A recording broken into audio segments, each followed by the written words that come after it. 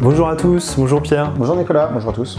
On est ravis de vous retrouver pour cette nouvelle vidéo d'actualité. Vidéo un peu spéciale. Voilà, parce qu'on va vous parler de Noël, la fin d'année approche, Noël approche, et ça sera l'occasion pour nous de vous parler de nos coups de cœur et de vous conseiller peut-être des livres aussi à mettre sous le sapin. Et notamment des beaux livres, puisque c'est un genre qui est assez offert à Noël. Et donc on est allé voir une librairie qui nous a conseillé des beaux livres, ses coups de cœur. Voilà, c'est ça. Donc on est allé voir Elodie à la librairie ici, qui se situe à Paris, à côté de Grand Boulevard.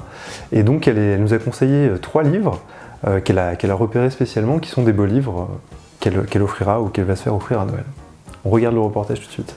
Je m'appelle Elodie Murzi, je travaille chez Ici Librairie. C'est une librairie qu'on a ouverte il y a un mois tout juste, dans ce quartier des Grands Boulevards, qui est un chouette quartier où il y a une vraie demande. C'est un magasin qui est sur 2 niveaux, on a un rez-de-chaussée, vous allez trouver le café et puis la littérature et le beaux-arts. On a créé un espace beaux-arts important. C'est un quartier où on a pas mal de demandes en photo, beaucoup en architecture aussi. J'ai choisi en premier ce titre-là de Charlotte Vanni, qui s'appelle Au fil de l'aiguille. C'est le 2e livre de cette artiste. C'est complètement dingue et elle travaille avec des points de broderie sur tout un tas d'objets, que ce soit du textile, que ce soit des meubles. On va trouver des choses plus classiques, d'autres un peu plus contemporaines.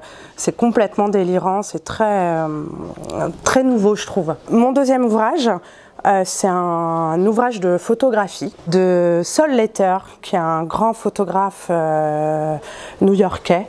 Lui, il travaille essentiellement, c'est un travail très intime. Il travaille essentiellement sur son quartier. Vous voyez, des scènes de rue, un petit peu comme ça. Beaucoup de noir et blanc, pas que, mais il travaille beaucoup le noir et blanc. Et puis dans une seconde partie, la plupart aussi de son travail, ça va être de scènes de nu. Je les trouve assez formidables parce que ça reste très doux, c'est pas voyeuriste du tout, c'est magnifique. Vraiment, on peut regarder ça pendant des heures. Il existe très peu d'ouvrages de Sol Letter, ou alors ils étaient extrêmement chers et il n'y avait pas l'intégralité, c'était une petite partie. Là, c'est une rétrospective. Tout n'est pas là, mais en tout cas, c'est une belle rétrospective sur tout ce qu'il a pu faire. Donc là, c'est une petite fantaisie. Ça, c'est Paul Cox. Paul Cox, c'est un artiste touche à tout. Sérigraphie, il a fait des livres pour enfants, il fait plein de petits gadgets. Enfin, vraiment, il touche à tout. Là, encore une fois, c'est un petit ouvrage qui propose tout un tas d'exemples de son travail. C'est super, c'est très coloré, il y a un univers très enfantin, je trouve. Là, encore une fois, c'est un ouvrage qui permet d'avoir toute son œuvre, tous ses dessins, tous ses petites affichettes, ces artistes, encore une fois, qui touchent à tout, qui prennent leurs influences un peu partout. Je trouve ça vraiment très intéressant. La fin d'année, c'est aussi l'occasion de faire un bilan des lectures et de ce que les babélionautes ont lu cette année. Donc on va vous proposer ça sur le blog. Tout à fait, on a fait un classement en fait comme chaque année, donc des livres les plus populaires de l'année sur Babelio. Donc on a, alors par plus populaire, on entend les livres qui ont été les plus ajoutés dans les bibliothèques des lecteurs. Et donc, est-ce qu'il y a des tendances qui se dégagent justement de ce classement? Tout à fait, il y a 2 tendances peut-être dont on peut parler là aujourd'hui en vidéo. La première, c'est la bonne santé du polar, puisqu'on a une demi-douzaine à peu près d'auteurs qui se revendiquent plus ou moins du polar. L'autre tendance intéressante qui se dégage de ce classement, c'est la bonne santé de la littérature française, puisque l'intégralité de notre classement, ce sont des auteurs français. D'accord. Et il y a des auteurs, j'imagine, plus ou moins connus. Est-ce qu'il y a des auteurs qu'on découvre aussi avec ce classement? Alors il y a évidemment quelques grands noms de la littérature. Amélie Nothomb se retrouve dans notre classement, on a quelques stars. Et on a aussi des nouveaux auteurs. On a 3 auteurs de premiers romans qui se retrouvent dans ce classement, dont Adeline Dieudonné pour le livre La vraie vie, que Nicolas, tu avais interrogé d'ailleurs. Voilà, ouais, qui a eu pas mal de succès, qui a eu plusieurs prix et qu'on avait eu la chance d'interviewer en septembre.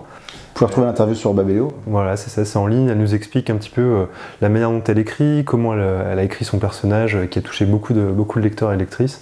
Oui, c'est un des grands succès sur Babelio, donc elle fait évidemment partie du classement. Le livre a été très apprécié. On vous laisse après découvrir évidemment tout notre classement en intégralité sur le blog. On sort à peine de la rentrée littéraire de septembre que déjà se profile celle de janvier. Il y a 493 titres qui sont attendus dès début janvier, dès les premiers jours de janvier, avec notamment le livre de Houellebecq, qui est complètement tenu secret, on ne connaît pas le titre, on ne connaît pas le sujet de ce livre, mais ça va être évidemment une des grosses stars de cette rentrée littéraire donc de janvier. Mais voilà, il y a énormément d'autres titres qui vont sortir d'auteurs très importants, hein, comme Céline Minard, on va aussi le prochain Fuenquinos, qui s'appelle Deux Sœurs, qui va sortir aussi voilà, début janvier dans les premiers jours de cette nouvelle année. Véronique Ovaldé, voilà, vraiment beaucoup d'auteurs qui vont revenir en librairie. Mais il n'y a pas que des auteurs connus. Effectivement, alors il y a aussi 77 premiers romans, donc encore l'occasion de découvrir des nouvelles plumes en janvier, ce qui fait toujours plaisir.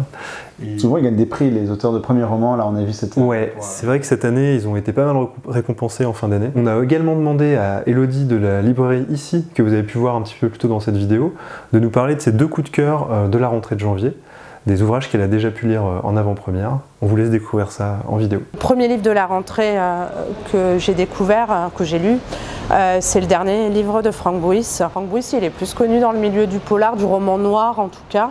J'ai eu un véritable coup de cœur, non seulement pour le style, mais pour l'histoire de ce titre. Donc effectivement, on va rencontrer ce personnage principal qui est une jeune femme. Elle est pas majeure, elle a 14-15 ans au début du roman et son père va la vendre un métayer, un bourgeois du coin. En fait, très vite, cet homme a besoin d'un ventre pour qu'elle lui donne un garçon. On est au tout début du XXe siècle et c'est mis en parallèle. Cette femme va être enfermée, une fois qu'elle va donner naissance à cet enfant, elle va être enfermée dans un hôpital psychiatrique. Donc il y a à la fois cette histoire qui est très tenue, qui est tragique, mais il y a une force de la narration qui nous emmène jusqu'au bout.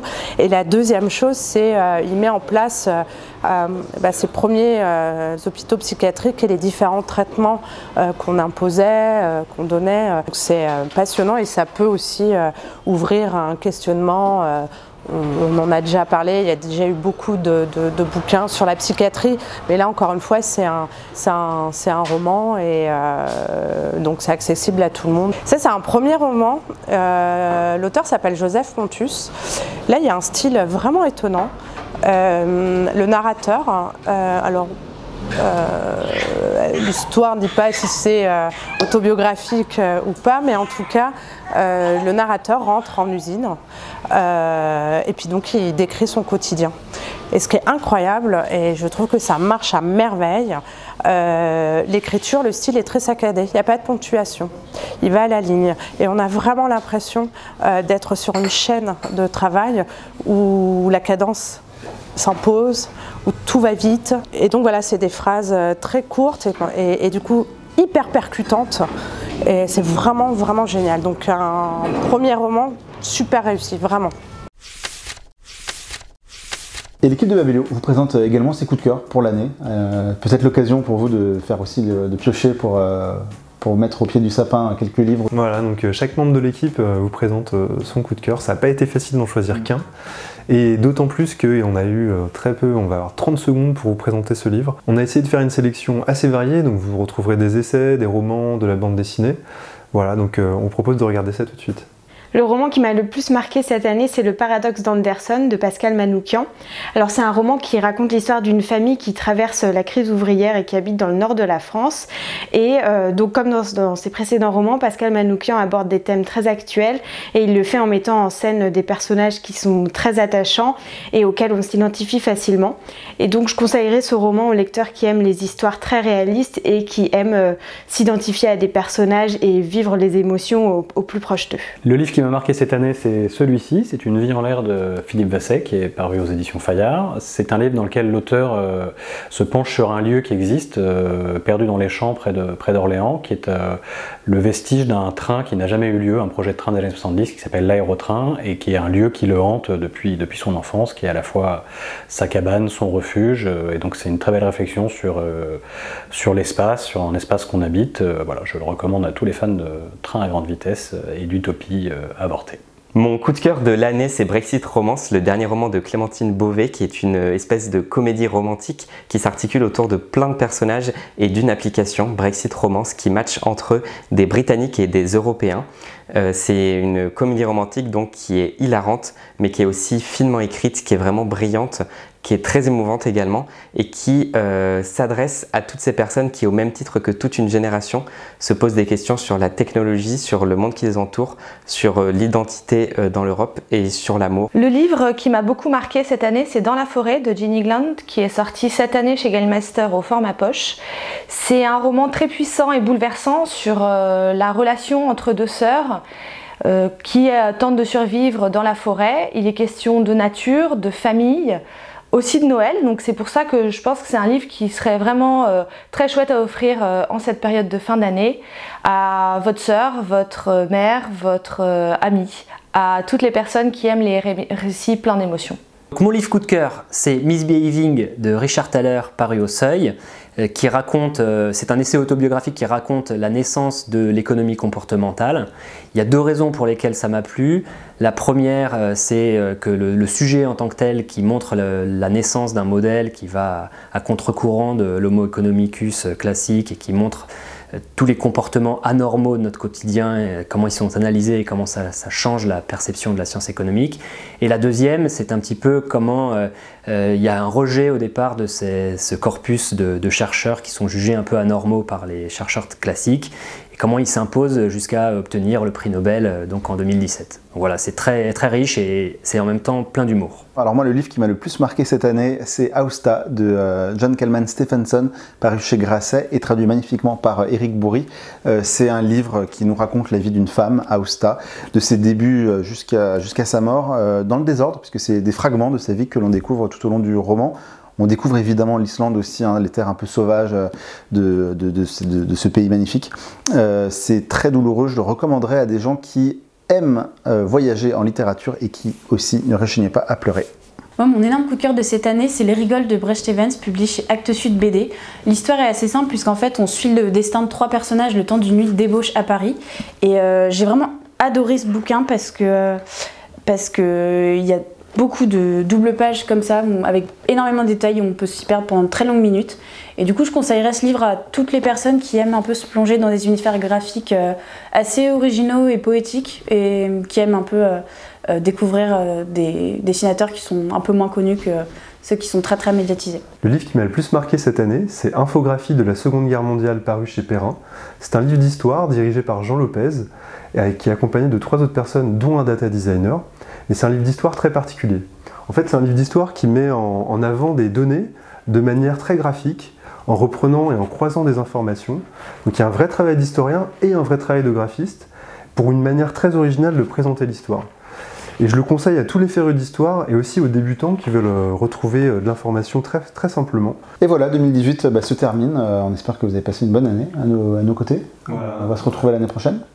On se retrouve dès janvier 2019 pour une nouvelle vidéo d'actu, pour aussi toujours des masses critiques, toujours des concours, des rencontres, d'autres vidéos, du contenu sur Facebook, Instagram, les réseaux sociaux. On va être encore dans plusieurs festivals cette année, ceux de l'année dernière, mais peut-être d'autres. On essaie de développer un peu le plus possible notre présence en France. Donc voilà, on espère vous retrouver sur la route, chez Babelio, sur Babelio. Bonne année. Bonne année. À bientôt.